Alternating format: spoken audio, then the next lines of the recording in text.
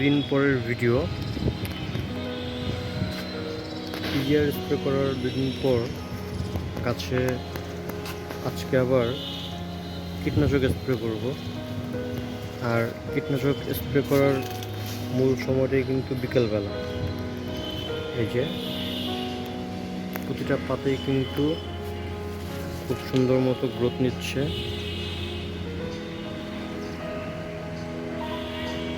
এখন একটা কথা কি, পিজিআর স্প্রে না করলেও পাতাগুলো গ্রোথ নিত, তারপরও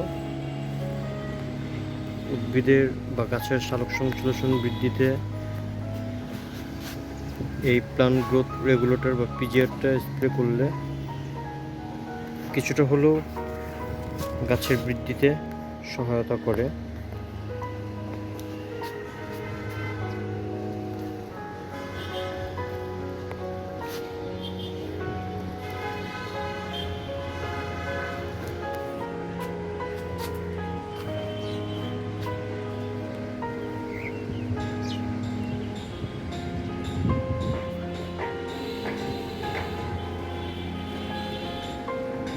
এত গাছের ভিতরে গাছটাকে আমি কতটুকু ক্লিয়ার বোঝাতে পারতেছি আমি তা জানি না।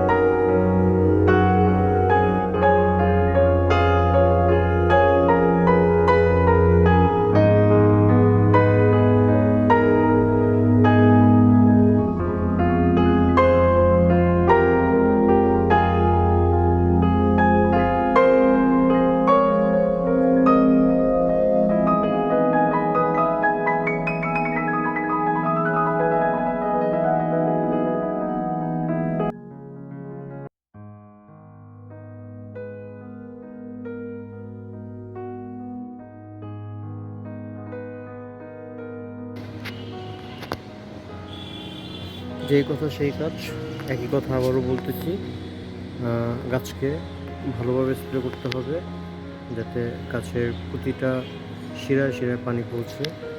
এই যে আমি কীটনাশক দিয়ে স্প্রে করে দিচ্ছি। এখন আল্লাহর রহমতে আমার গাছ সেফ, কারণ গাছের নতুন পাতাতে যদি পোকার আক্রমণ হয় তাহলে কিন্তু গাছের গ্রোথ একেবারেই নষ্ট হয়ে যায়।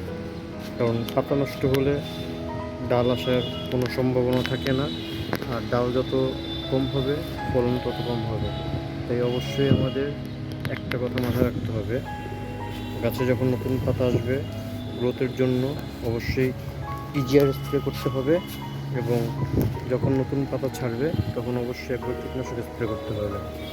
এতে করে গাছের গ্রোথও যেমন বৃদ্ধি পাবে, গাছের পাতাগুলো কিন্তু ঠিক থাকবে, কারণ পাতা ছাড়া গাছ কিন্তু শূন্য।